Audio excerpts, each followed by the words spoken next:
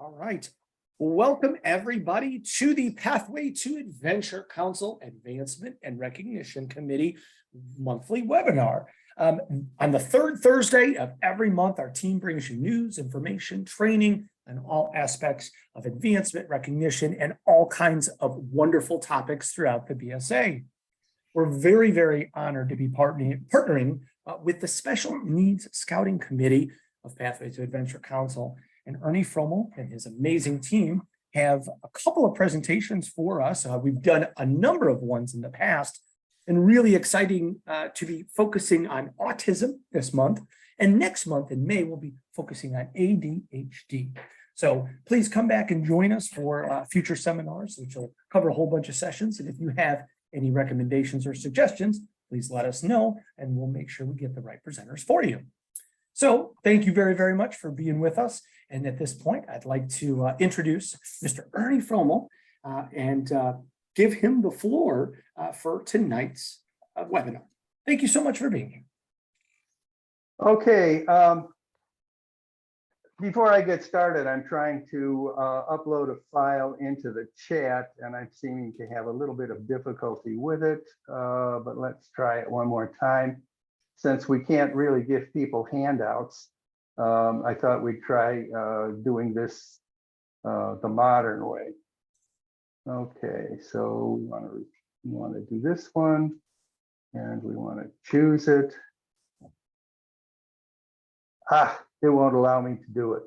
All right, well, that kind of puts a little bit of a limitation on what we're going to be able to do. Yes? If you email it to me, I can put my email in here. If you email it to me, I can make it a Google Drive thing and share that link. This will not allow, the message I'm getting is it will not allow personal links. I'm trying to upload it from OneDrive, and it says, you know, you can't do it on this kind of an account. So it won't take anything I give them. It has some kind of requirement, I guess, but that's not critical to it. But let me go ahead and open up our screen here. Sure, I share the sound. As you're doing that too, just a point, we can also email that to everybody that got this invite. That'd be great. After the show. Yep. Okay, that will be great. We do have quite. Actually, there's a OneDrive that has all of the handouts, and also a reference that gives links to some additional ones. But anyway, this is what we're talking about tonight: autism from the Special Needs Scouting Committee. And let's. I love it. These things. I didn't want to do that. Okay. There we go. So welcome and thank you for joining us to learn more about autism spectrum disorder. Quay and I are members of the Pathway to Adventure Special Needs Scouting Committee, and our committee of members have a wide variety of experiences and training with respect to scouts who have special needs. But we're all committed to helping unit leaders, parents, and scout leaders better understand how to provide an excellent scouting experience for scouts with special needs. Our email address is shown on the bottom of every one of the slides. It's pretty simple: ptac.sns@gmail.com. So if you have any kind of questions after this is over, you can certainly email us at that address. Again, I said my name is Ernie Frommel. I'm the facilitator for the Special Needs Scouting Committee, and Hua Cheng is a member of the committee and is a board certified behavior analyst who is experienced in working with autistic children. So what we're going to try and do today is give you an orientation to autism spectrum disorder and help you understand what it is, what behaviors you might observe, and how the Boy Scouts of America supports scouts with ASD. This won't make you an expert on ASD, and you won't be able to diagnose ASD because that must be left to the professionals. But hopefully you will leave with information that will help you to better serve scouts with autism spectrum disorder. So let's take a look at what is autism. Actually, looking at autism, it's something that affects 1 in every 36 children, according to the CDC. You can look at its core symptoms in 2 areas. One is impairment in social and communication function, and restricted and repetitive behavior. Essentially, it changes how the neurons in the brain are connected to each other, thus affecting how the brain operates. It's also multifaceted and impacts how people interact with others, how they perceive with their senses, how they communicate with others, and many other aspects of life. The symptoms vary in intensity and in detail, and each person is unique and differs from the others. We use the word spectrum to capture the reality that people with autism have a spectrum of disabilities ranging from barely noticeable to profoundly impaired, and that's both cognitively and physically. It's been said, if you've met one person with autism, you've met one person with autism. The causes are still being researched, but the causes make no difference to how you serve scouts on the autism spectrum. There's no medication or cure, but many of these youth are capable of learning and adapting to their condition. With patience and help, they can be successful in scouting. Let's start by taking a big picture view of autism. We are all different, and that's wonderful. Some differences are easy to see: height, hairstyle, eye color, and so on. Other differences can't be seen: our favorite foods, peers, or special skills. Interestingly, the way we see the world is also different. For instance, what do you see in this drawing? Most people see a duck, but some of you might have seen a rabbit. Whichever you saw, you are correct. This is just a trick drawing to show you that all brains work differently. The brain is your body's computer. It works differently for all of us and controls how you learn. That's why we are all good at different things. How you feel, which is why we all feel different emotions. And how you communicate. Sometimes the brain is connected in such a way it affects the senses and how we perceive and read situations and interactions. This is known as autism. Many people have autism, so it's likely you already know someone who is autistic. And for this reason, it's useful to know a little bit about autism. The special wiring inside an autistic brain can sometimes make the person good at tasks we may find difficult, such as mathematics, drawing, or music. It can also do the opposite, and activities we find too easy are incredibly difficult to them, such as making friends. The senses constantly send information to your brain about your surroundings and other people.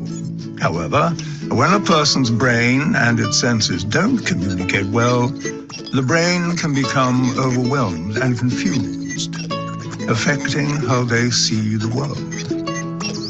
Picture yourself walking down the street.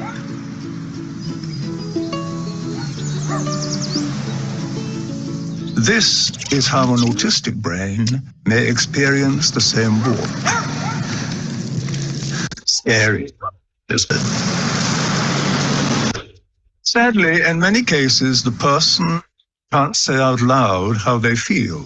So even though there's chaos going on in their heads, they seem okay on the outside, unable to ask for help. We all develop behaviors to help us feel calm in uncomfortable situations. We may look away, hug ourselves, chew our fingernails, fidget, bite our lips, and so on. Equally, autistic people develop behaviors that help them cope with these intense moments. These actions may seem unusual, but they're just their way to feel calm. When they happen, it means they are having a hard time. The kind thing to do is not to give them an even harder time by getting cross, ignoring them, or mocking. Remember, just because a PlayStation can't read an Xbox game, it doesn't mean it's broken. People with autism need friends who are willing to take the time to know them. With good communication and plenty of patience, everyone would be better off. People with autism are not ill or broken. They simply have a unique view of the world. And with a little support from their friends, they might just be able to share that view with us. Autism can make amazing things happen.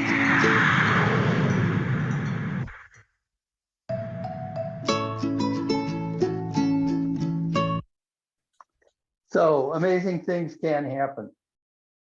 Now here's a list of some famous people who are considered to have ASD.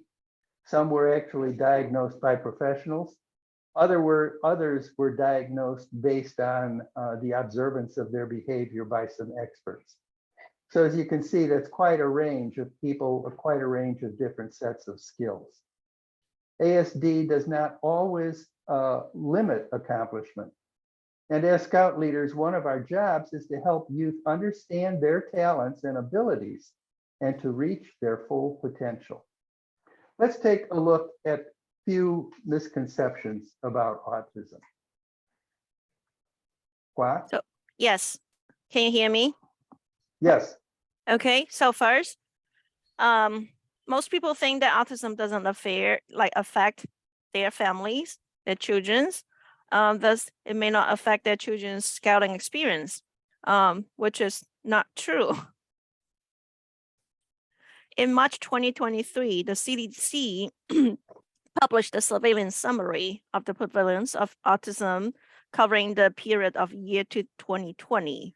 As you can see here, 1 in 36 children aged 8 years old in the United States is currently diagnosed with autism.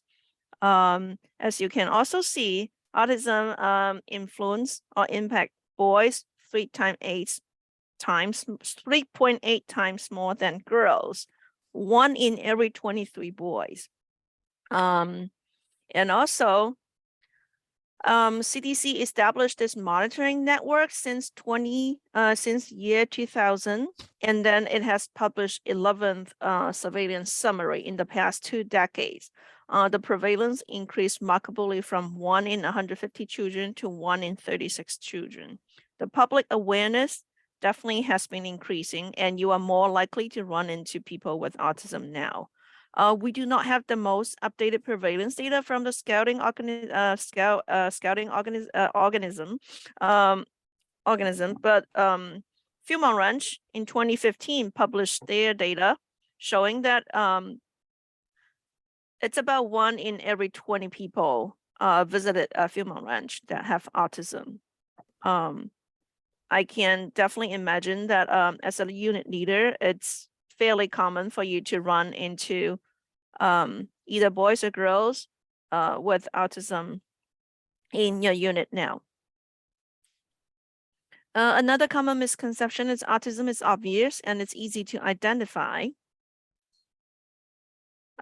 which is not true. Most children were still being diagnosed after age of 4. Although autism can be reliably diagnosed as early as age 2, some people are not diagnosed until they are adolescents or adults. Also, thanks to the blockbuster of Raymond in the late 80s, we don't necessarily know that Raymond have the diagnosis of autism, but this movie does give a public misconception that people with disabilities or autism all have some special talents. I am entitled to part of my father's estate. If you don't want to cut a deal with me, I'll fly him back to Los Angeles, stick him in an institution out there, and we can have a custody battle over him. Miss, he needs toothpicks. Could you help him get him some toothpicks? Thank you very much. Now, you want to battle me in the courts? Think about that, Dr. Bruner. Think about that, or we can cut a deal right now. Look, toothpicks. He needs some toothpicks. Can we just get him some toothpicks over here? And I'll see you in court.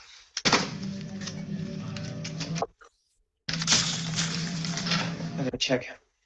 Sorry about the toothpicks. 82, 82, 82. 82 what? Oh, how much is this? Toothpicks. It's a lot more than 82 toothpicks. Right? 246 Total total. change. Right. How many toothpicks do you need? Right. 250. Pretty close. Come on, let's go, Ray. 246. There's 4 left in the box. My back.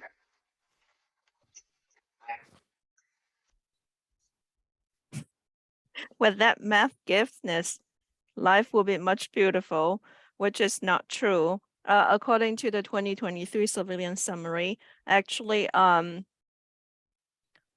only 38% of the children that were diagnosed with autism have an IQ that will be classified or considered as in the average range.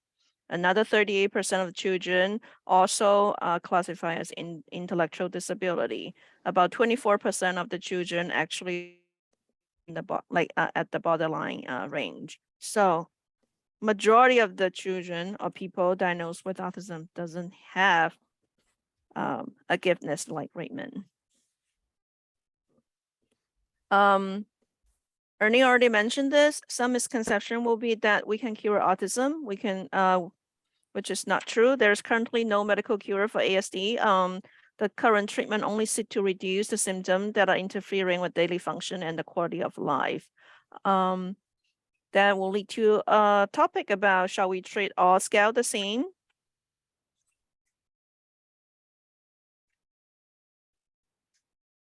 The Boy Scout of America promote a culture where each youth, volunteer, and employee feels the sense of belongings and builds the community where every person feels respect and values. So does this mean that we should treat each Scout the same? I mean, does this mean that treating each Scout the same truly means meeting the DEI recommendation? We would love to hear some input from the audience. So from this point on, audience, feel free to share your understanding and your know about autism.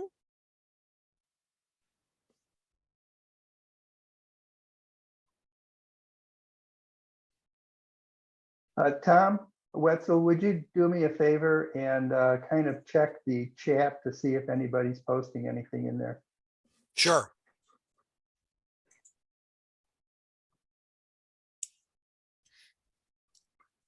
Nothing in there. Okay, so if there are no further questions, then why don't we just go ahead and continue?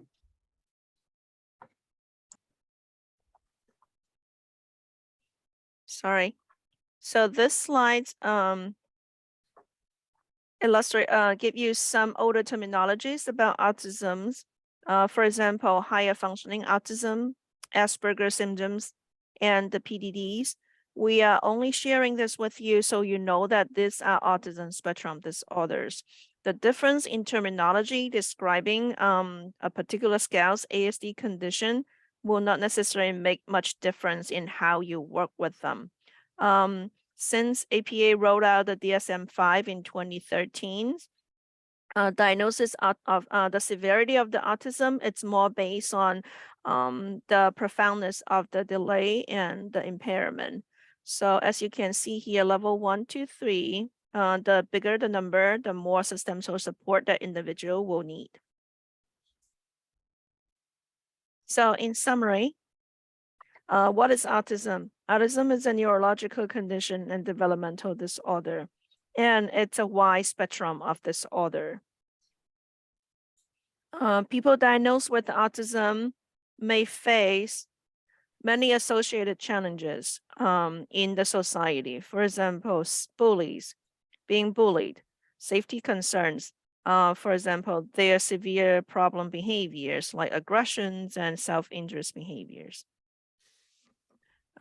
People with autism may also face many associated medical and mental conditions.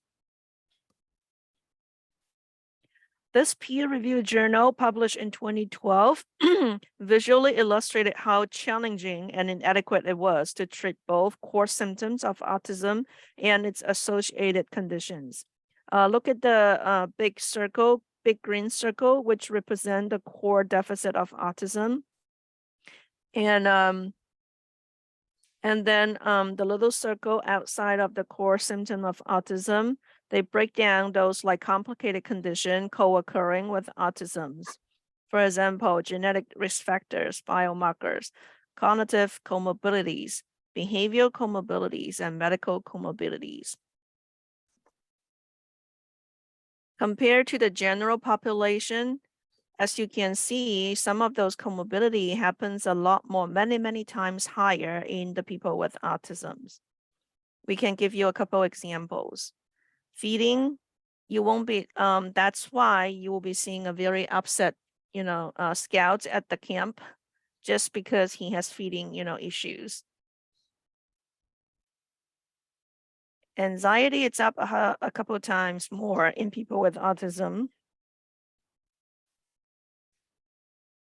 ADHD the same way. And the last box also shows other commonly associated conditions for people with autism. For example, GI issues, sleep difficulties, depressions, OCD, schizophrenia, and bipolar disorders. You can only imagine it could go as complicated as you can think of. Okay, So most so go ahead. I'm sorry, go ahead. Any questions?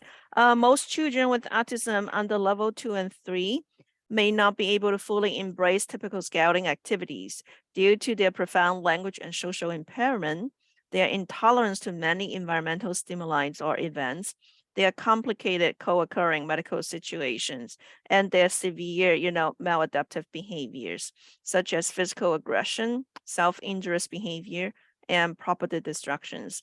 This may represent more than 50% of the people with autism. In scouting, we tend to see many more people that are on the higher functioning end of the spectrum than at the lower functioning end. That means that when a candidate signs up for traditional scouting, unit leaders are more likely to be dealing with level 1, the hidden disability, if the scout's family doesn't review their kid's disability with you, or their children is still underdiagnosed. Since the DSM-5 started to roll out in 2013, some older scale may not have an updated diagnosis according to this table. This will impose even more difficulty for the unit leader to decide the support and accommodations for that individual in the unit. Okay, as we said, that there's a wide variation in symptoms and severity within the autism spectrum disorders. Individuals with severe disabilities level 3 may be better served in specialized units led by people who are trained to work with those disabilities. PTAC actually has 2 special needs units. Troop 457 is chartered by the Little City Foundation, and they serve children and adults with intellectual and developmental disabilities. The people they serve are in the 30 to 60 age range right now. And post 1950 is chartered by the Illinois Center for Rehabilitation and Education. They work with the physically handicapped youth. And right now they're working with people who are in the 16 to 21-year-old range. Does anyone here know of any other units that are specializing in special needs children? Okay, well, one of the other things, if you know of any other organizations, even outside of Scouting, who are looking for an enriching program for their disabled members, let us know and we can help. The basic premise of Scouting with Disabilities is that everyone wants to participate fully and be treated and respected like every other member of the unit.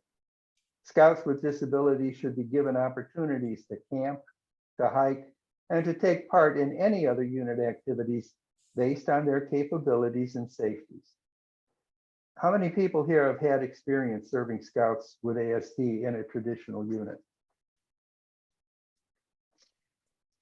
Okay, I see one hand raised. Okay, so we've got a couple people raise their hand here. 3 people, good, good. So maybe as we go through this, you might be able to give us a little bit more color commentary on how some of these things work.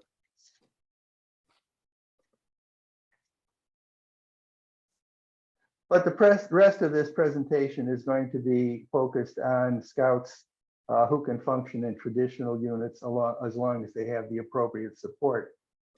And many of the characteristics that we're going to support or discuss, some are unique to level 1. Some of them actually are exhibited in levels 1, 2, and 3.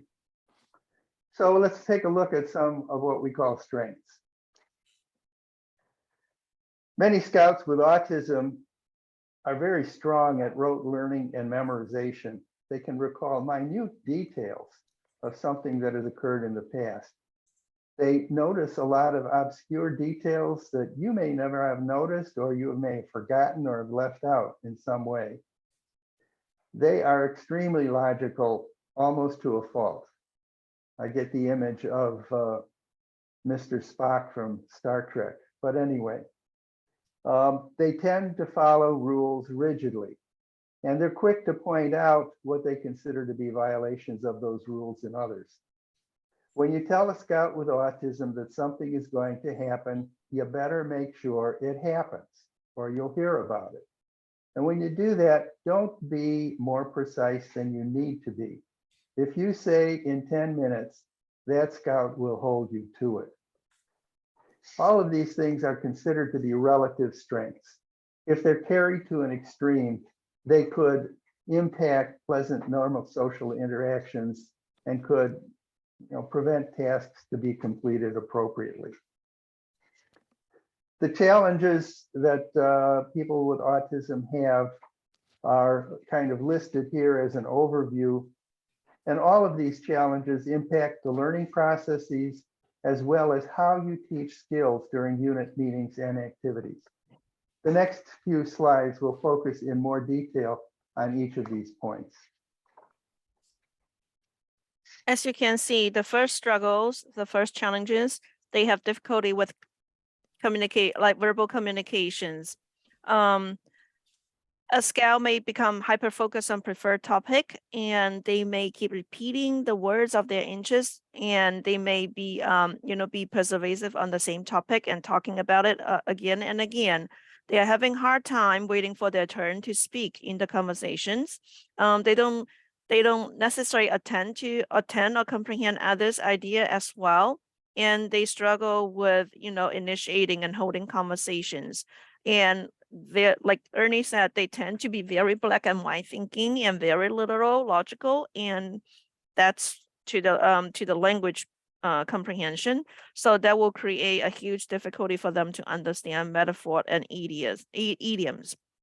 Another domain that they face huge challenges is the nonverbal communications.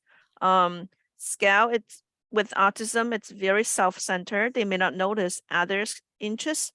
They are having hard time sustaining eye contact. They don't understand facial expression, like all those like nonverbal cues in communication and social interaction. They tend to be monotone when they speak, either like too low of the voice, or either like some Scout are very loud in talking. And of course, they struggle with understanding others' perspective. Okay, so the third challenges that they face. Yes, okay. There we go. Yeah, the third challenges that they face is the social behaviors. Scouts struggle with social interaction, have hard time making friends. Like in the summary page, Ernie said, like,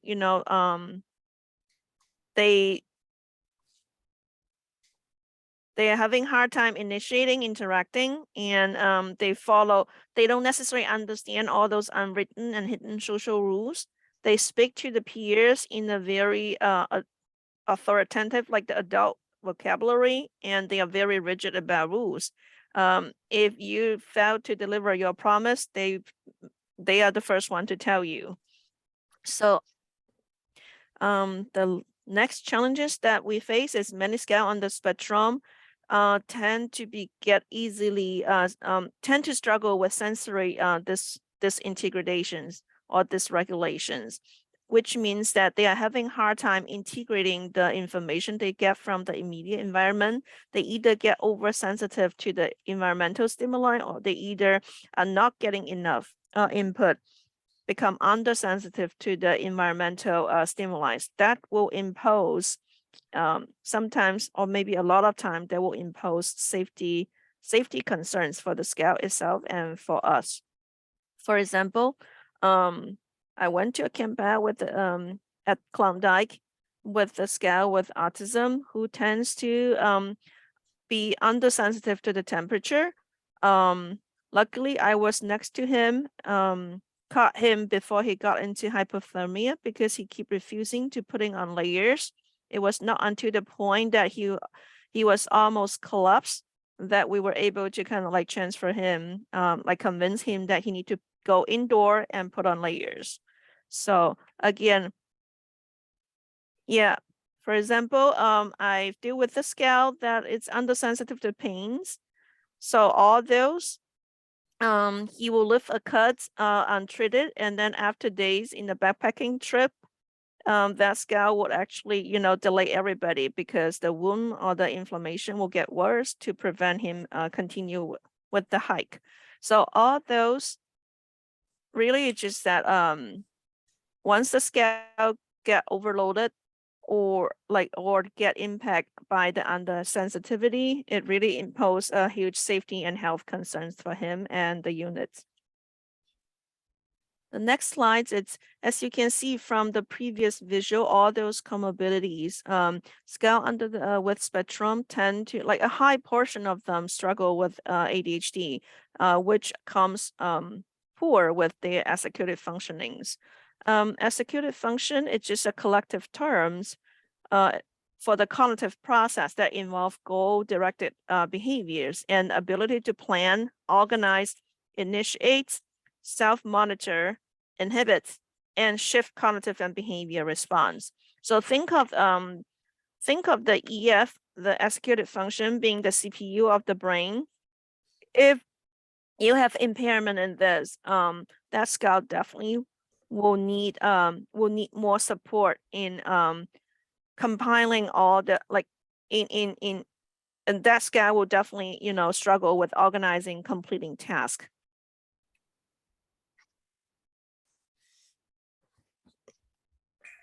The last struggles, as we commonly see for the scale with autism, is they tend to develop intolerance to a lot of environmental stimuli, similar to that overload, like oversensitivity or undersensitivity to the sensory stimuli. This is more like intolerance, like the rigidity aspect of it. They become intolerant to a lot of changes. They become intolerant to none their ways. For example, look at the triggering process. If they cannot they cannot escape from a distressed sensory environment, they become overload. If they are not happy and be argumentative in a conversation with a peer, they become overload. For example, if they couldn't process the multiple step directions or instructions from the leaders or from the peers, they become overload. So all of those, like for example, unexpected, unplanned change, it's always a trigger for the scale with autism. They naturally develop a lot of intolerance to many of those triggers. That's why, once they get overload, they tend to have, higher, yeah. Once they got cognitive, emotionally, and sensory overload, it's very predictable that the following will happen. Exactly, the audience, they told me, meltdowns. They will likely to end into either fight or flight, either just a meltdown, like externalize that situation, or internalize it to shut down, to freeze. And here Technology that we use in scouting, meltdown, outburst, and shutdown. Audience, a clear definition will help the unit leader to better kind of like identify those situations for the scouts and then to come up with appropriate, problem solving for the situation and for the scouts. Meltdown means a clear sign of distress, being sad, crying, may let's just run away, like all those like unsafe elopements from the situation. Outburst, typically it's a physical or verbal reactions. For example, yelling, throwing things and hitting self or others. Shutdown means just they stop interchanging with the outside words. They can be physically leave the area or they can remain still, not willing to communicate. Here's another video clip from Raymond. Let's do a little observational exercise or observer games for the audience so that to help the unit leaders or the audience to understand what are the triggers. Like let's try to identify what are the trigger from the scenes. And once that individual, like Raymond, got overloaded by those triggers, what happens? Let's go. Airline travel is very dangerous. But don't be silly. It's the safest travel in the world. You're gonna love this. Trust me. Yeah. Now, come on. Oh, no. Ray, Yeah. we're in an airport. People fly out of airports. What do you think we were doing here this whole time? Yeah, flying's very dangerous. 1987, there were 30 airline accidents, 211 were fatalities, 231 were death passengers. Ray, this plane is very safe. Believe Yeah. me. Now, I gotta get to Leon on it. Oh, I know. You don't know? What is I it? don't This airline? Yeah. Is it this airline? Okay, fine. We can. There's an American plane. American Flight 625 crashed April 27, 1976. You don't have to take American. There's a lot of flights. Yeah, it's another airline. Continental. Continental crashed November 15, 1987. Flight 1713, 28 casualties. This is very serious, Ray. Yeah, very serious. You see, I have to get to Los Angeles, right? So you're gonna get on that plane. You understand me? Yeah. You're gonna have to get on a plane. Yeah, get on a flight. Yeah. Now, there's a Delta. Yeah. I mean, it leaves at midnight, Ray. But Delta, how's Delta? The Delta crashed August 2nd, 1985, Lockheed L-1011, Dallas, Fort All right, Worth. right. Terrible wind. All airlines. 135 All passengers. airlines have crashed at one time or another. That doesn't mean that they are not safe. Qantas? Qantas never crashed. Qantas? Never crashed. Well, that's going to do me a lot of good, Ray. Yeah. You see, Qantas doesn't fly to LA out of Cincinnati. You've got to get to Melbourne. Australia. Melbourne, Australia, in order to get the plane that flies to Los Angeles. Do you hear me? Canberra's a capital, Let's 16.2 go. million population. It's very lovely Yeah. beaches. You and I are going to get on the plane.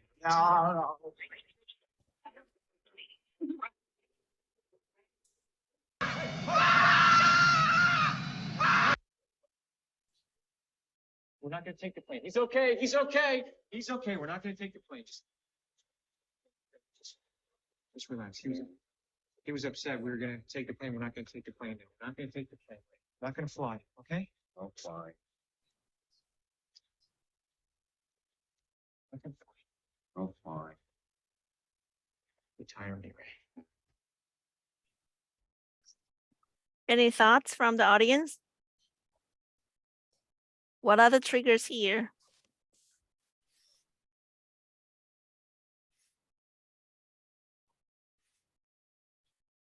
He was forcing him to take the plane. Yes. That's one big trigger.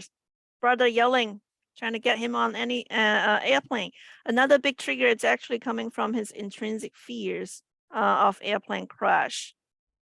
And also it's busy airports. People are walking, airplane are landing and taking off. All the noises can get this individual sensorily overloaded.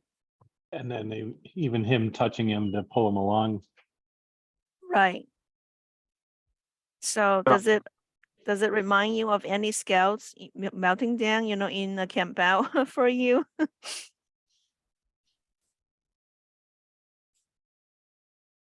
I think maybe it would have helped to explain everything ahead of time and give more time to prepare for what they were going to experience. Totally. Ernie will come up with, a lot more detail in the recommendation, but I thank you for everyone's input to trying to identify all those common triggers. And then of course, unit leader will have to deal with all those meltdowns and outbursts. And here he hit himself. So he trying to yell and he trying to drop to the ground. At some point, what if it started darting away and it looked from the brother? If that happened to a scout in the woods, it really becoming, so unsafe for that individual and the units, right?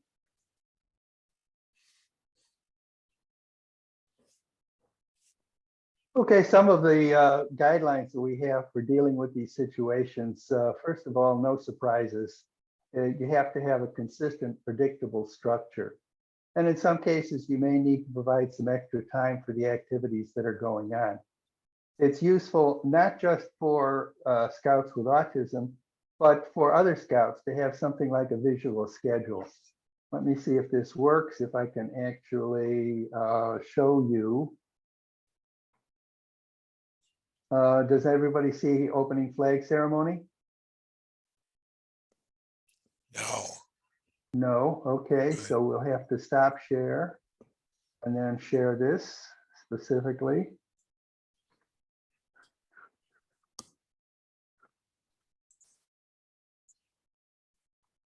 Okay, now opening flag ceremony. Yes. Okay, this is an example of a visual activity sheet.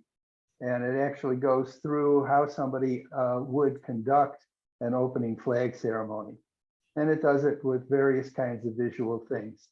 Of course, what's required is not just handing this sheet to a child, but explaining it to them so that when they see the symbols again, they understand what they're supposed to be doing. But this particular one actually goes through everything from posting the colors. They also have one down here for closing flag ceremony. And there are some diagrams in there for how things are supposed to move. They're a little sideways, but you get the general idea. A visual schedule is a little bit simpler. So for example, for a troop meeting, we might have a schedule that starts out with a pre-opening where people are doing whatever they want. Then we have an opening ceremony coming up and it shows the scouts all lined up with the flag and a salute. Then they're going to go into a map and compass review, then some kind of individual advancement skills, patrol meetings, a game, a closing ceremony, and cleanup. So that's just one way of presenting the sequence of events that are supposed to be happening during a troop meeting. So those visual kinds of things are useful. A lot of people use what's known as a pocket board, and that is just a board that has little pockets in it so you can slip cards in different orders. I like to it's kind of like when you go to church and they have the hymns listed on a board. Well, you go to a meeting and you have the events listed on a board and you can interchange them as you're working with it. So let's stop this share and go back to where we were. Yes. Oh, okay. So I just would like to say that using a graphic organizer, so it's a kind of graphic organizer for the scouts. So usually in the classroom, the daily schedule, they have a graphic organizer to remind them the daily schedule. It's going to be applied to the troop meetings. They can just make the pictures because those kids are mostly the visual learner. So they can just make all different, the activities for the whole month and put a Velcros, in each spot. So it's easy to put and change every meeting their schedule. So it's visual and they can learn and they can understand easily. Yeah, I did a Google search for visual schedules, and there are everything ranging from people on Pinterest that have created their own to some professionally developments that you can pay $5, $10, $20 for, that gives you the various cards and the various kinds of activities that you can put together. I think a lot, as you said, a lot of the schools use these to let people know what's coming up next. Again, as I mentioned, that visual schedule we showed for the troop meeting did not have timing on it. However, it is important to give early warning on transitions. So when you're moving from the map and compass into, say, the individual skills part of it, it's important somewhere along the end of the map and compass work, the one activity, to say, okay, in a few minutes, we're moving to the next one. So people are prepared and understand that there is going to be some kind of movement to the next event on the schedule.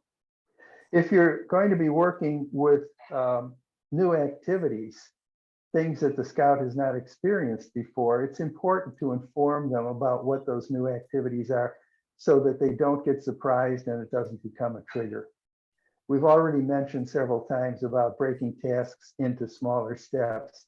Some of the technical people call that chunking, so that you don't give a complicated task to somebody who might become overwhelmed by having all of those steps given to them at the same time.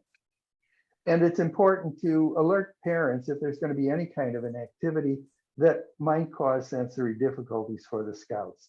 Some things that you might want to consider with that is, for example, if you've got a noisy activity, you might want to move it outdoors where the noise is dissipated and less of an impact on the scout. And if you've got a scout who has food issues, for example, due to the taste and texture, it would be useful to plan a menu around those issues so that all of the scouts can eat the same thing and the scout will feel more as if they're a member of the unit. We call something here tranquility base, which is really a relaxed place where scouts are surrounded by pleasant sensations, where they can retreat for a few moments and recover from being overwhelmed. One of the things on this is to really remember, this is not a punishment. This is not a timeout. This is an opportunity for a scout who has become overwhelmed to recollect themselves, to calm down, to prepare themselves to come back to the next event that's going on. One of the handouts we have, we'll talk about tranquility base. And I think what I'm going to do is when we reach the end of this, I'll put in the link for where all of these are located. And hopefully I can put in a link if I can't put in the actual files themselves. An important thing that you need to consider when working with scouts. Enter. Oh, yes, that's the big thing. It's important to always maintain a sense of patience. A pre-joining conference is something that you really need to consider when a scout with such disabilities are being introduced to a unit. What you're trying to do is get a general picture of the scout's abilities, physical, mental, and emotional.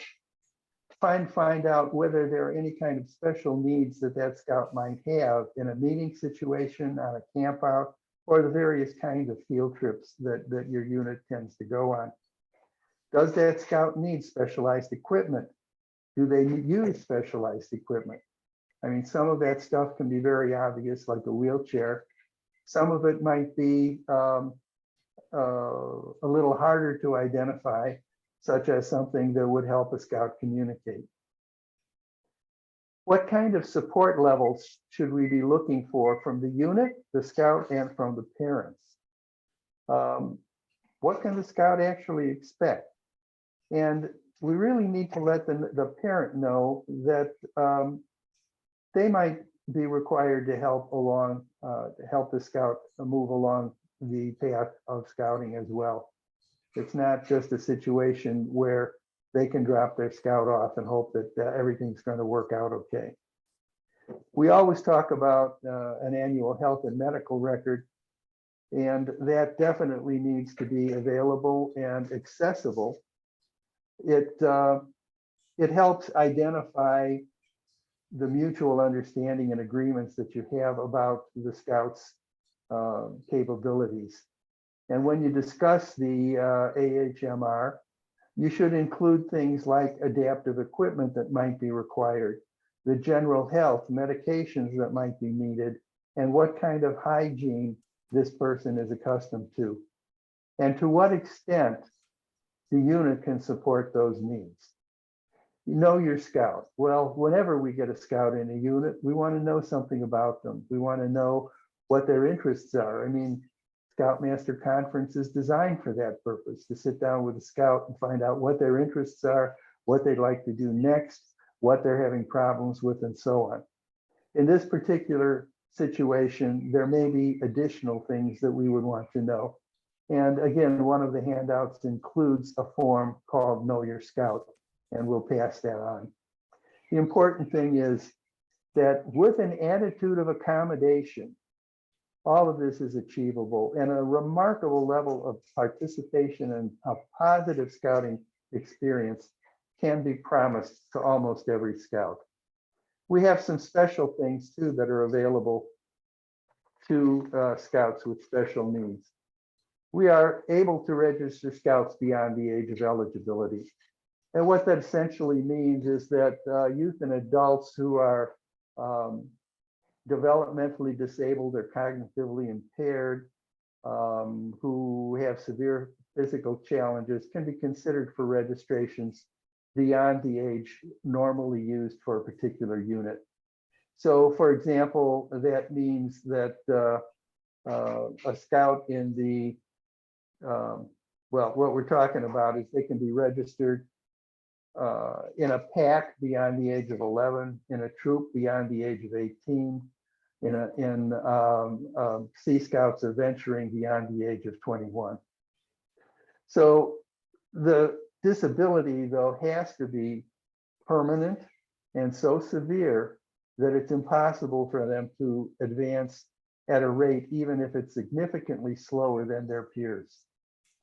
And if ranks can be achieved with some accommodations that we'll talk about, it does not reach the level of registering beyond the age of eligibility. If you do have such a scout, it's not necessary to wait for the scout to reach the end of the age period. So for example, if you have a 14-year-old scout who has entered a troop and you know that they have these severe disabilities and are not going to be able to reach the advancements that are normal, then go ahead, have them registered. What's required is a letter from a parent and guardian, membership application, the annual health and medical record, all 3 forms, a statement from a qualified health professional, and a letter from the unit leader saying that they are supporting this. And if you have any other kinds of documentation, such as an individual education plan, that could also help the process. Sarah, you have your hand raised. Yeah, I'm wondering about this. So if you succeed in, you know, if your request is granted, would the scout in question continue to participate with the unit that they had been involved in, or would they need Yes. to join? Okay, great. That was my Yeah, they would be able to continue in that particular unit and continue working on the advancement requirements as long as they can maintain their registration. So here's some possible criteria for registration beyond the age of eligibility. Now, autism spectrum, because it is such a wide range of disability from level 1 through level 3, is not an automatic criteria for registration. Any scouts with autism who are able to complete regular requirements with accommodations are not eligible for registration beyond the age. However, if you do have a scout, as we saw before, that has multiple disabilities, even multiple disabilities that may not be on this list, they might be considered for registration. Again, this is not an extension. This is a permanent status and allows the scout to continue in the program as long as they remain registered. There is a form for it, of course. We also have the ability to provide alternative requirements. And one of the things to consider here is the creation of an individual scout advancement plan, or ISAP. It really is a basic plan to document proposed and approved alternative advancement requirements. And it's recommended that this be developed at or near the time you have a pre-joining conference with the parent. And it needs to be done with the parent, possibly with the scout and with the unit leader. Once the agreement is made on what kind of alternative is recommended, that then has to go and get approved by the council advancement committee. Let's look specifically at a couple program things. Now, Cub Scout requirements are really pretty flexible. So more than likely, Cub Scouts will be able to complete requirements because the basic essence of Cub Scout advancement is, has the Cub Scout done his or her best? If they have done that, they have accomplished it. However, you know, it may take Cub Scouts longer to attempt requirements and to demonstrate their best, but that's fine. There's nothing better than seeing a scout beam with having a sense of accomplished something. However, when a Cub Scout's best isn't enough even to get a start, Cub masters and pack committees may make minor adjustments and come up with appropriate substitutions that are consistent with the Cub Scout doing his or her best and kind of present similar challenges. Sarah? When the Cub Master and the committee decide on these substitutions, do they have to run it by like the Committee for Special Needs Scouting or anything, or they can just agree that this is appropriate? They can just agree that this is appropriate. Awesome. All they need to do is consider, are we giving a comparable challenge to the scout so that when they do this, they're going to feel a sense of accomplishment similar to the sense that somebody else would have. So let's take a look at Scout DSA and see what we're talking about there. Well, Scouts must complete current advancement requires as written for merit badges, ranks, and eagle palms, no more and no less. They are to do exactly what is stated. Now, if we've got a scout with a permanent physical or cognitive disability, a disability that is expected to last more than 2 years or beyond the age of 18, and that person is unable to complete the requirements, then we can request alternative requirements. But this is only going to apply for the ranks of Scout, Tenderfoot, Second Class, and First Class. So the parent and guardian with the unit leader or a member of the troop committee need to sit down and figure out what they would substitute for the requirement as listed. These requirements have to be completed before the Scout's 18th birthday, unless, of course, they have been registered beyond the age of eligibility. But before applying for any of these requirements, for any of these alternatives, they have to complete those requirements that they are able to complete. Once they've done that, you can create a written request that will include what they've already done and what the unit is recommending as a substitute and for what they're substituting. And again, a written request to the Council Advancement Committee. We need a medical statement. We need documentation like supporting letters from the unit leader, parent or guardian, and even the scout, if the scout is able to communicate that well. And if we can get a written statement from a qualified health professional, that's also very good. And there is a document discussing alternative requirements for Scout through First Class ranks. When we get up to Star, Life, and Eagle, things change a little bit. We cannot make any changes to the rank requirements or to the merit badges. We will be able to replace one required merit badge with a different one if we follow a particular process. But in terms of rank requirements, everything up through first class has been a skill requirement in ranking. When we're looking at Star through Eagle, we're emphasizing merit badges, service, and leadership. So we're saying that Scouts with disabilities should be able to accomplish those kinds of goals. Alternative, again, this gets to the point where the disability has to be permanent, expected to last more than 2 years, or expected to last beyond the age of 18.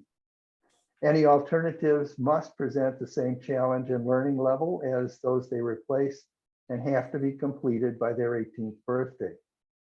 Once again, everything requires supporting letters from unit leader, parent, guardian, Scout if possible, and a written statement from a qualified health profession. And it's one thing to really note that a Scout should not and cannot begin working on a merit badge until it is approved. Sarah? I was wondering if you could tell us some of the more common merit badges that end up needing to be replaced or alternate, I guess. Yeah, replaced. I will Yeah, say there- swimming is one. Okay. Dave, do you have any example of what they've used to replace swimming? Actually, this application for alternative Eagle Scout rank merit badges has on the bottom of it a list of potential substitutions that can be made for some of the Eagle required merit badges. These are not comprehensive, but these are the most common ones. And again, I'm sorry that we don't, I'm not able to show you what those are right now, but maybe we'll be able to take a look at that after we get through the presentation. Arnie, I just remember that some of the, the swimming merit badge requirement, instead of doing that in the water, you can perform some of requirements in land, because some kids that has disabilities cannot be in the water. They're afraid of water. So they just, replace it doing it in the land, those, the requirements instead of going into the water. Petek, I think what you may be referring to are swimming requirements for second class and first class. We cannot make any substitutions for a swimming merit badge. We have to replace the whole thing. Oh, just some of them. I don't know the whole. Just I remember a couple of them. Okay. And you know what? It's not substituting, but I just would like to share something that, I work lots of, not lots of couple, the autistic Scouts during, my journey. And the best thing is most of the, the merit badges, especially I work merit badges with those kids. So I break down those, the merit badge requirements into at least 3 sessions. So I'm not going to try to finish everything in one session. So just 3, it depends on how long that the requirements are, the merit badges. So they were not more than 25 minutes. So in that 25 minutes, I always give like 3 minutes break and use my timer, because their brain usually work with the timer. So I just, and I let them to use their, the fidget spinner or something while we are talking, because sometimes they are distracted, and that helps them to communicate easily. Well, that's very good. Yes, keeping the timing down so that the Scout has is not required to sit for a long time with whatever is going on. And I think one of the other things that you were talking about there, when we're looking at merit badges and we're talking about no more and no less. So for example, if something says that a Scout needs to, well, here's an example, the astronomy merit badge. How can a blind scout accomplish the astronomy merit badge? Well, it turns out that the requirement is to identify the constellations. It's not required to see the constellation. So the scout leader, using a great deal of creativity, created cutouts that had the stars kind of like Braille and would hold them in a position in the sky where that constellation existed, had the scout reach up and touch it and identify what that constellation was by, in kind of a Braille sense. So that scout fulfilled the requirement of identifying the constellations without ever having to see them. So it's important when you look at these requirements that are in a merit badge to consider exactly what they're asking you to do and not to use our own sense, our own senses to determine what that means. So yes, in that sense, you can make some changes to how something is normally achieved, as long as it achieves the requirement, no more, no less. Okay, one other thing is that quite often we might run into some difficult situations. I'd like to throw the commissioners under the bus on this one and say that if you've got a difficult situation, go to your commissioner. Your commissioner is somebody who, if they don't know how to deal with a particular issue, they know how to contact people who do. And difficult situations are difficult because they're unique. They're not something we can put in the book and say, this is exactly how to do it. You need to take some of your own wisdom and creativity into the situation. But there are a couple of things that tend to happen more often than not. So for example, you have a scout that you see is struggling, but the parents are either trying to keep the diagnosis a secret or they're unwilling to allow their child to be treated differently. The scout may not have a diagnosis, yet there are many of the characteristics that we've discussed that you have observed in this child. This definitely warrants a discussion with the parent and with the unit leadership. But again, it's not there to seek a diagnosis. It's not there for you to offer some statement to the parent saying, I think your kid is autistic. I think the important thing is to note the behavior. We've noticed that your child tends to zone out when we're trying to do meetings. Is there anything you do at home that would help us get over this? We're here to find and to give the help that is needed for that scout to be successful. Another thing is that a lot of units sometimes have traditions or rules or processes that are they're inflexible about. It's every scout has to do this thing, otherwise we're not going to advance them a ring. Well, first of all, any kind of inflexibility could be a problem for all scouts, not just for scouts that are on the autism spectrum. And these kinds of inflexibilities, if they're impacting a scout, whether they're on the autism scale or not, needs to be dealt with so that the scouting program is being delivered as intended. Again, both of these things are things that your commissioner can help you with. A lot of people have misunderstandings on the purpose of a board of review, and they don't understand that reasonable accommodations can be made for a scout with a disability. For example, that scout may have a parent or unit leader present in a board of review to help facilitate communication between the board and the scouts. So again, a commissioner can help with that. When we talk about parent issues, we've all talked about helicopter parents, but sometimes a parent is so protective of their child that they want to do everything for them.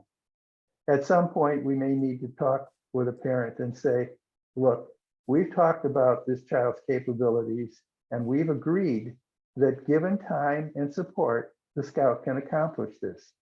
So can you possibly consider just sitting back and sitting on your hands and letting the scout try this? If he can't do it, we'll come back and talk about it again. So any kind of mediating between the leader and the parent, if it can't be done directly, call in your commissioner. Sometimes, no matter what you do, the present unit is not a good fit for the scout. So you can use your commissioner to help find a more special needs friendly unit so that the scout can transfer and reach their full potential. So we've got some resources here. There are all kinds of resources available for autism and within the DSA, various organizations that are available. And you can find local support groups for autism, maybe through the special education department of the local school system. They often know who else in the community is supporting those. And there are many publications and internet resources that you could use. I particularly like the last one there. Erin on Scouting has an article from a mom who guided her son who had autism through to Eagle and what she learned in the process. Now, Hua has had a similar experience, so I'll let Hua speak and share a little bit of what her experiences were, as maybe I can go find some of these references for folks. Hua? Yes, I'm here. I'm also a mother of an Eagle Scout. He just aged out and he finished his Eagle project before his 18th birthday, and super proud of him. It's a long process. We've been scouting since 3rd or 4th grade, and I've been through all those meltdowns, misconceptions, misunderstandings, and even, parents or leaders like not understanding autism. And I guess it all boiled down to walk with both feet. On one hand, the parent and the scout need to be a great collaborators and knowing how to advocate for the kids' needs. And then on the other hand, the units, the scouting, population will need to increase their awareness and tolerance and accommodation to the individual with disabilities. It really takes the whole village, like the scout village, to raise the Eagle Scout. That's my experience. My son has been lucky for his Eagle process because exactly like Ernie recommended there, his beneficiary, his Eagle coach from the troop, his like they are all very patient with him. They provide a very good, like I think the Eagle planning, the workbook, it's a great, you call it graphic organizer, you can call it like task list, you can call it whatever, but it gives him a very step-by-step detailed guidance of how to complete that project. And he was lucky to run into a very patient beneficiary, have prior experience supervising other Eagle projects as well. So people are more than willing to accommodating him and repeat information and break down information for him and help him organize. So in all, like in the end, I think it's a great learning experience for the scout and also for me as a parent who's supporting his growth. I would love to share or just be inspirational for our scouting community, like whoever have a kids that want to go with the traditional routes to achieve Eagle rank. I mean, just use your helpers near you. Me and my son will be more than willing to help out whenever people need it. Okay. Thank you.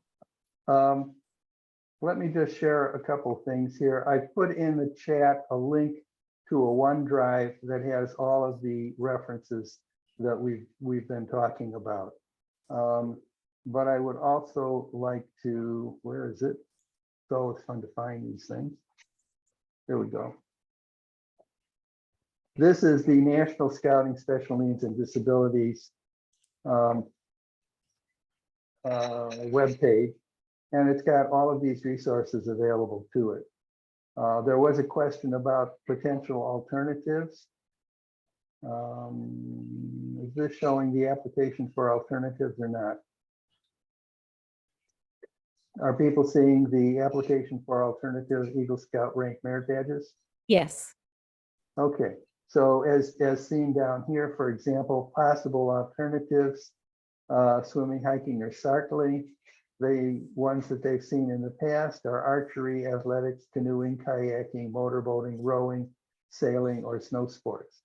Again, if none of those are applicable, if you can make the argument for something else, it will be reviewed.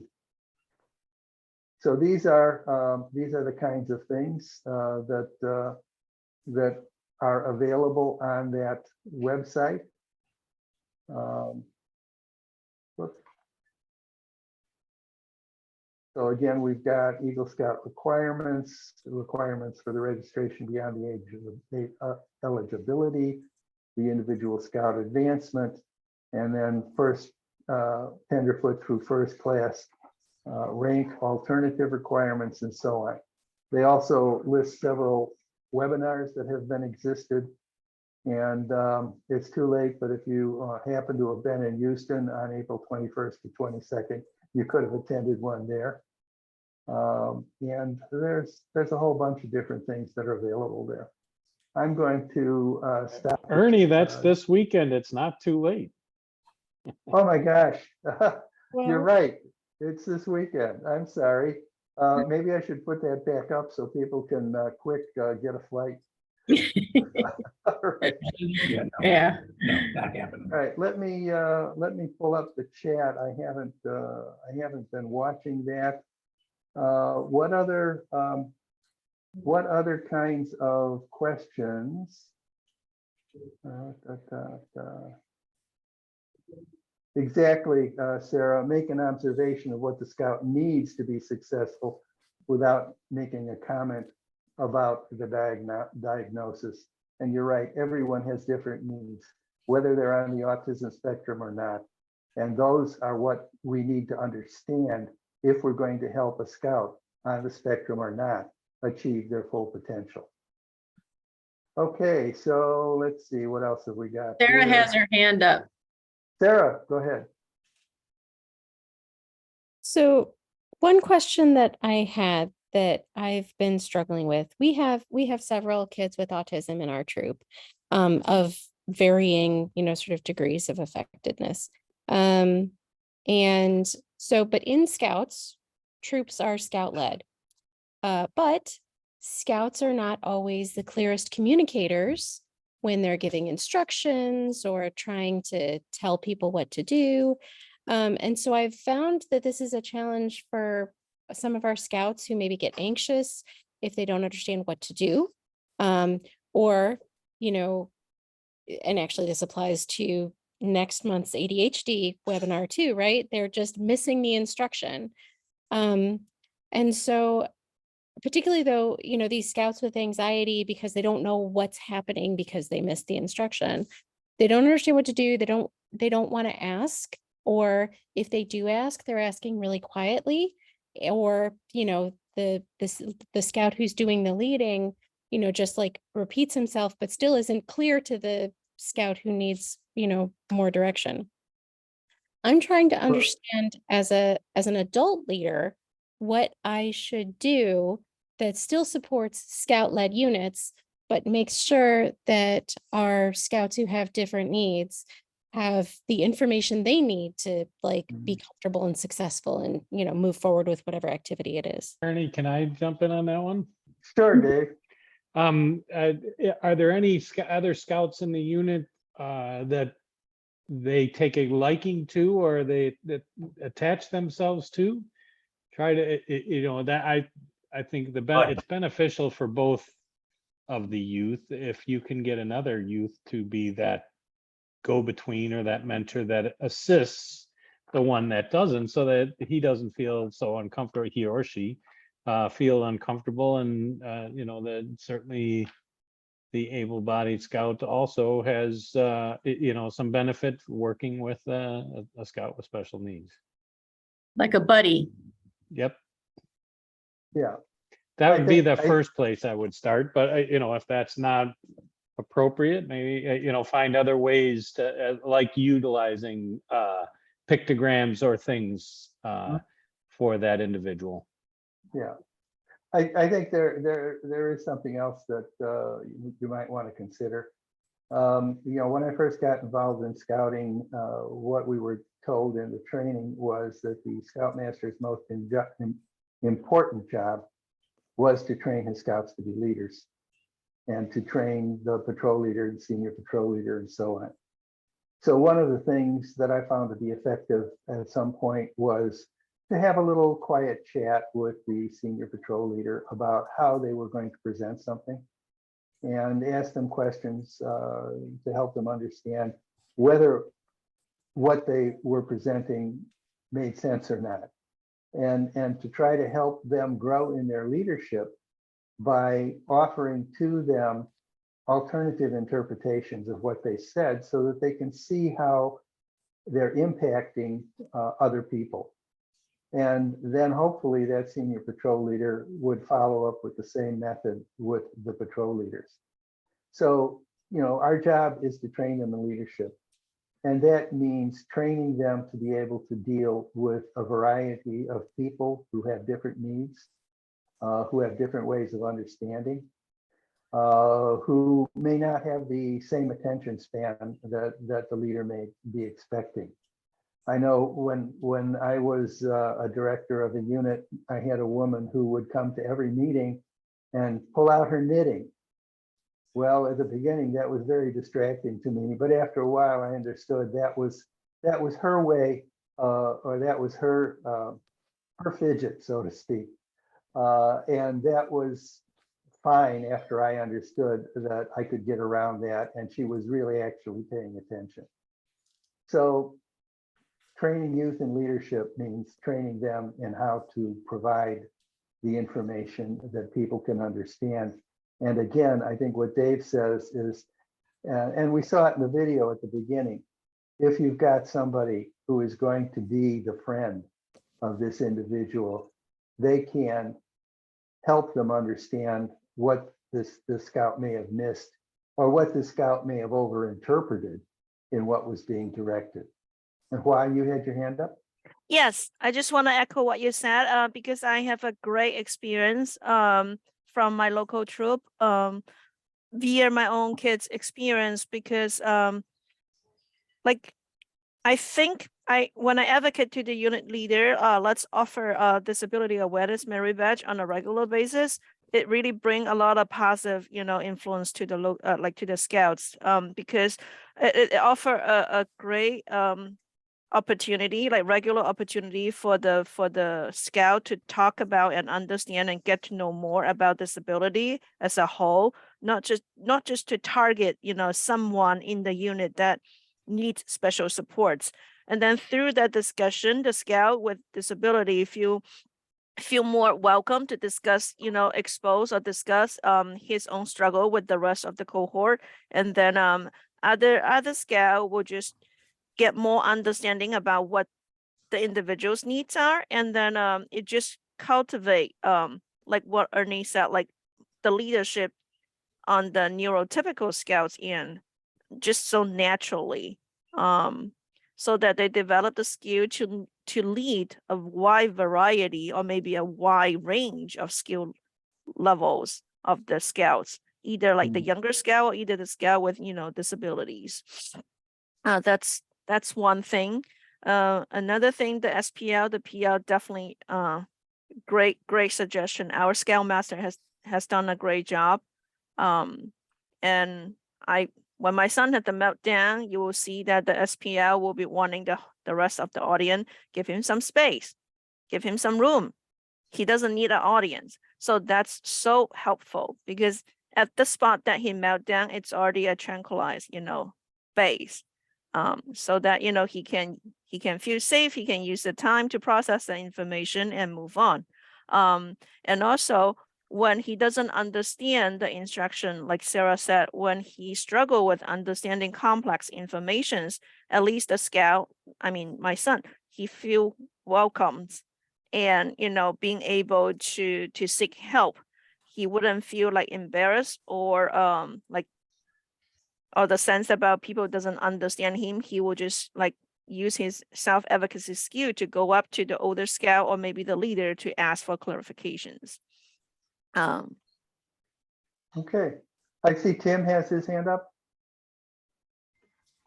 Hey, yeah, I just wanted to add a couple things that we've just this past Monday's troop meeting. We had patrol breakouts going on, and where we meet, it's essentially a cafeteria of a school. So you've got the long cafeteria style tables with the bench seating, and our one scout, he's our newest scout. We're all kind of still learning who he is. But if he's not well engaged, he will start to bounce and flit around the room. And the patrol had kind of lost him for a few minutes, and I grabbed him, I brought him over, and he was sitting off like way at the far end of the table. I was like, all right, you and you need to split apart a little bit, and he's going to sit in between you guys. Right now, your job is to help him stay. Like, just, you know, keep him engaged, chat with him, involved. They were doing meal planning for an upcoming camp out. You know, you keep him talking with something. And then a little bit later, moved on to another activity. He was kind of flitting around. The scouts that were there in his patrol are all a bit older. I'm like, all right, you guys have one priority, and that is to, you know, work on a square knot with him. Like, sit down, take turns, whatever, you know, what to me in that moment, nothing was more important than just engaging him, and because he follows direction really well, he wasn't getting it in that moment, right? Great. That good. And I like what I think Brenda mentioned it earlier, the idea of a buddy. I think we're trying to figure out who that perfect buddy for him would be. And it might switch up from time to time as well, but I definitely want to assign one or more buddies for him. Yeah, yeah. Patek, you had your hand up? Yeah. And the other thing is, I think the panic and the chaos started during that transition time from one activity to the other one, because they know their, you know, the meeting schedule, the headlines, but they don't know what they're going to do during that time. So maybe the SPL, they're going to send a detailed, you know, email about the next meeting. So they're going to be prepared. At least they know what's going on each, you know, the activities. So because those kids, they would like to be prepared, you know, before. So their mindset just, you know, focus on the things. But if you just put something different and pop up anything different, they don't know, they start being panicking. So if they got an email, the detailed one for the meeting schedule, that will help them at least to know what they're going to do the next meeting. Right, good, good. Now, while you had in the chat something about strongly recommending that our kids continue in scouting in an adult role, I think we have a couple people on this meeting whose children have gone through the scouting program right into adult leadership. Don't we? Somebody here? Well, I know certainly our number 2 son, who is also an Eagle, he did go off to college, but is now certainly in both feet in and working at the OA and at other levels too. Even we've got him working on the district. Okay. Does anybody have any other questions? Sarah, you raised your hand? I do. I have another question. Sorry, I came with several questions in mind. So one of our scouts, he's a little bit newer to our unit, and he didn't really know anybody before he came in. And I would say he is the scout, he is our scout with autism who is most affected, has the biggest challenges. And he went camping with us. He's been camping with us twice. The first time he went camping, we asked his dad to come along because we did not know him very well, and we didn't, you know, since an adult obviously and another adult couldn't camp with him. We weren't sure how he'd be overnight. So that worked out well. And his dad really wants him to become more independent and to develop, a sense of independence. And so wants to not be participating, unless he has to. So he sent our scout camping in the October camporee, which you might remember was like 28 degrees. And so all of us were prepared, and we, made sure to reach out to his dad, and like explicitly said, here are the things you need to make sure. And his dad came out and set up the tent and, made sure that he knew where all his stuff was and, was all ready. Even so, though, I had a lot of anxiety that night because I was really worried that, because he's one of the scouts too. He did a Klondike with us, and he didn't recognize he was getting cold. And so I was really anxious all night, actually. I don't think I slept very much because I kept listening for his tent. Because I was worried he would wake up and not be sure about where to find us, even though we were quite close, or need to go to the bathroom and not be sure where it was. And so I guess I wanted to hear about how, let me say it all worked out fine. He didn't end up leaving his tent all night. He stayed warm enough. It was great. My worry was all for naught, except that I still feel like some of those things could have happened. So I'd like to hear about how some other leaders sort of mitigate those risks. Anyone care to jump in on that? We haven't experienced it yet, but I can tell you a little bit about what our plan is for the guy that I was just talking about a few minutes ago. He's actually going to be joining us on his very first camp out with the troop this coming weekend. And for that camp out, his dad is attending, and he is, spending the night with his dad in the tent. It's absolutely a requirement for where he's at. The ultimate plan would be mom or dad will be as involved as they need to be. And probably, as everybody becomes more comfortable, they will kind of maybe be on a camp out, tenting alone, where he's tenting with one of his, peer scouts, or something like that, like taking gradual steps to ease out, to give, like you said, that independence that they need. Yeah, I think that's great. I think that what I'm hearing two things here. One is from Sarah that if you care about the kids, you worry about them. And I think although that prevents us from sleeping sometimes, I think it's very important for us to be aware and to care.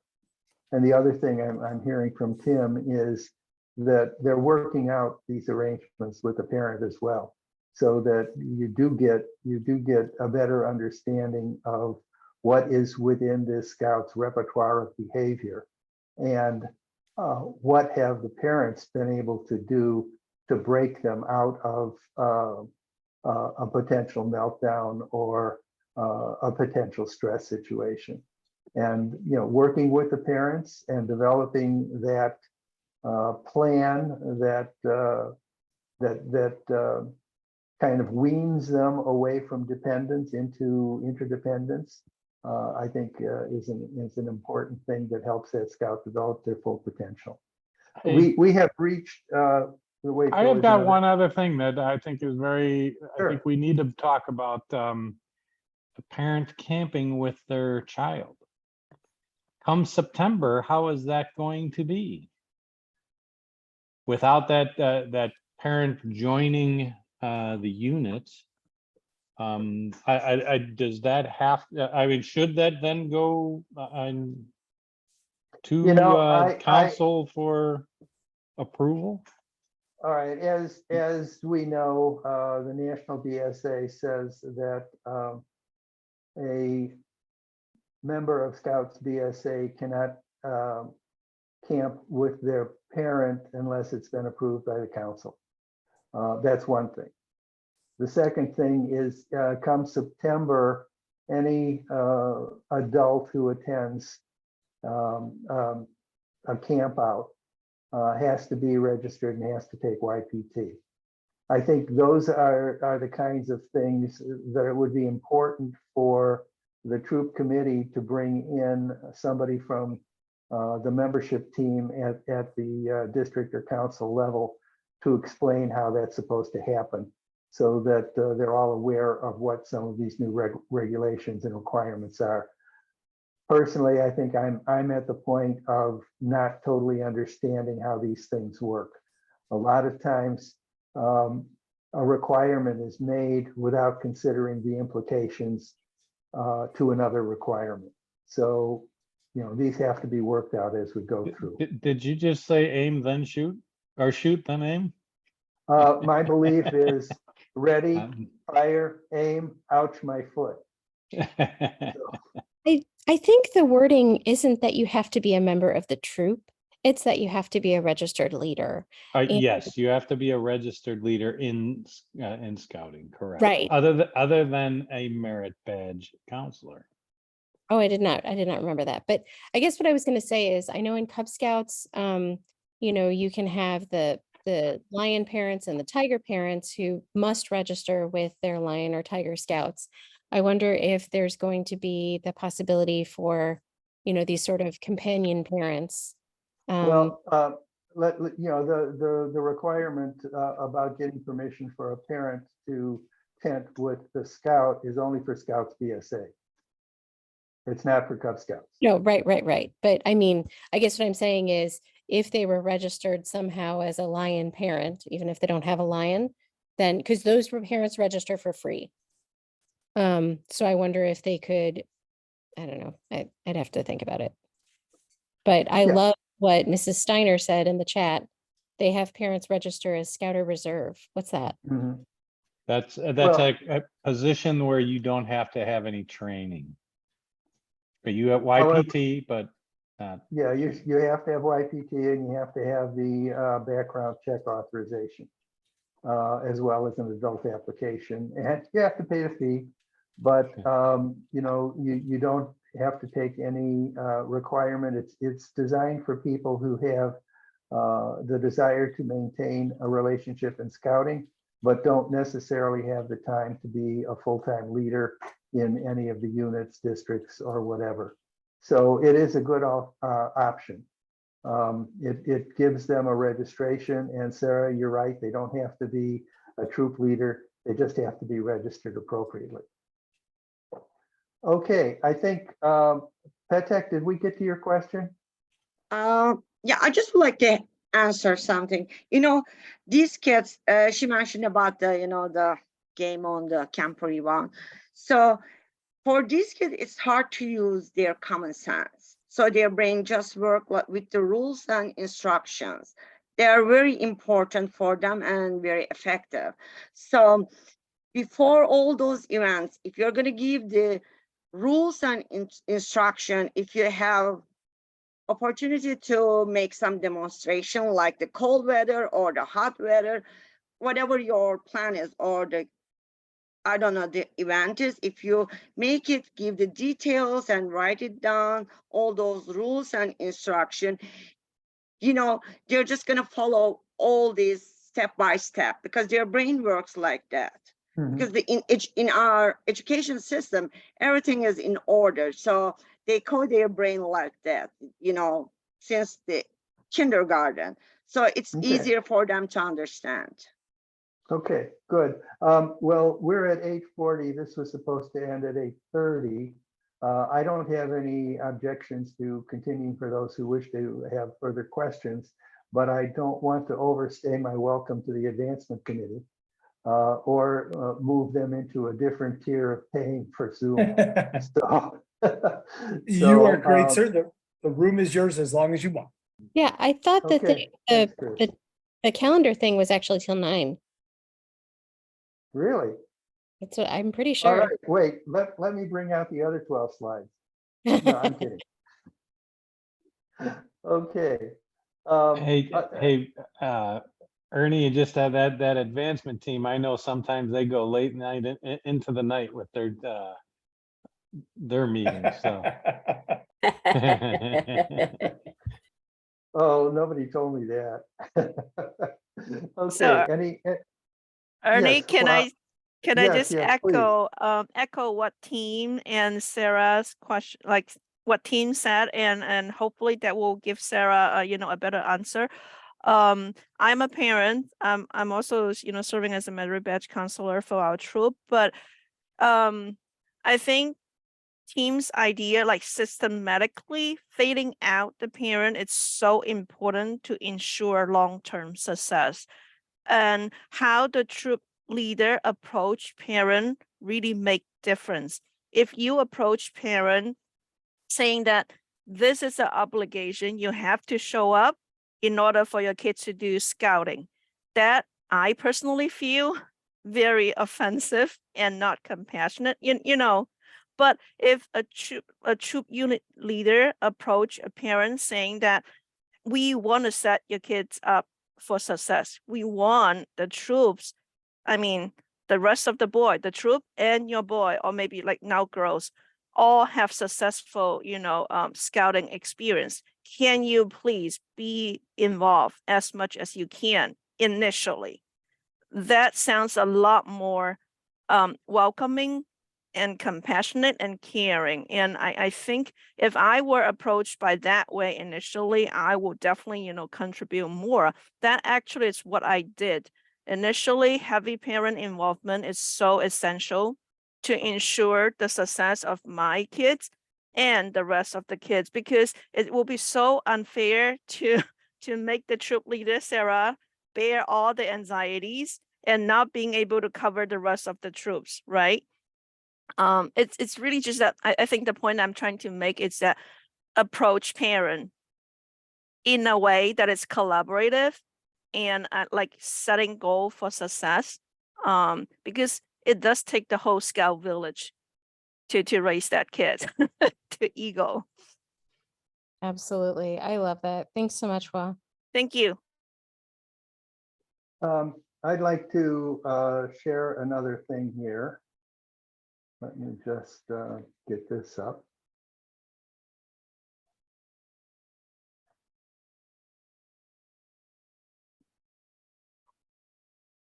There is something called the Inclusion Toolbox, and it's on ablescouts.org.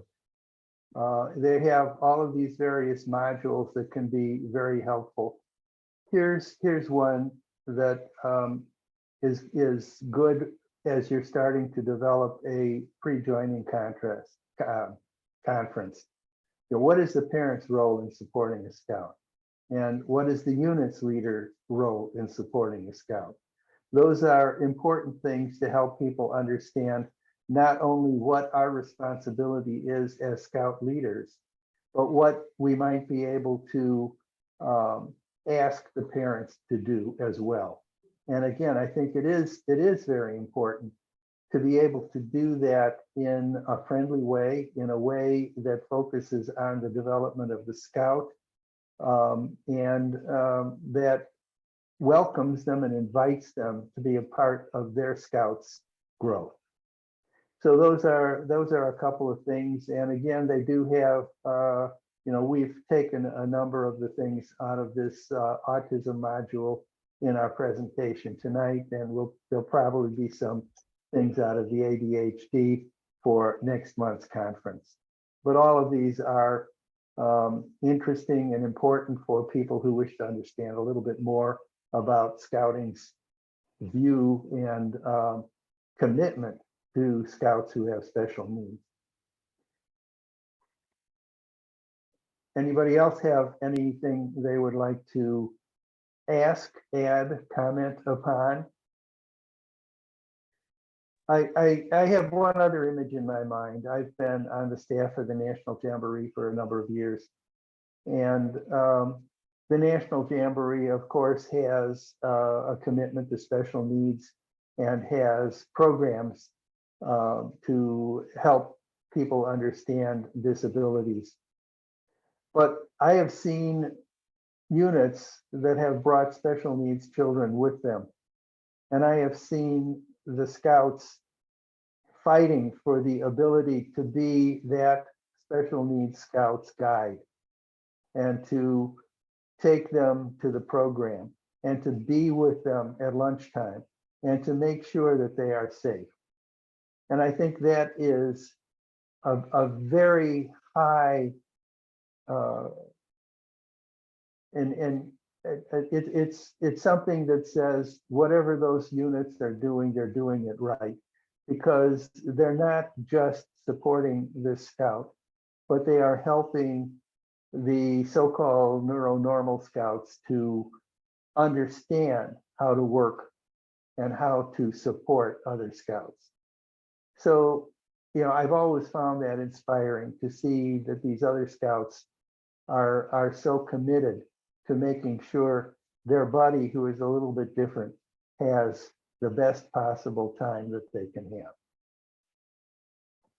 Anyone else have anything else? Well, I appreciate you all being here tonight. I hope we've answered some of your questions. Again, if you have additional questions, ptac.sns@gmail.com, or see your commissioner, who are those old, wise people who you might see once in a while. Hey, man, All all right. of us are old. Great, good. I'm glad to see we're getting some fresh blood in the old Commissioner Corps. And I'd like to thank Hua for all of her efforts in putting together part of this program and for her presentation this evening. Absolutely. Okay. Great job. All right, thanks very much, everybody. And I hope some of you will be able to join the advancement webinar next month on ADHD. Take care, everybody. We'll be there. See you next month. Thank you so much. Okay, all right. Chris, thanks for letting us do this, and you have a good month till we talk again. Can't wait. Thank you, everybody. Can't wait. Thank you, everybody. We appreciate you, and we'll see you next month. And a copy of this recording will be distributed via email as soon as we're done here. So thanks, Ernie. Thanks to your entire team. Thanks, everybody, for attending. Okay, Good good night. night. Good night.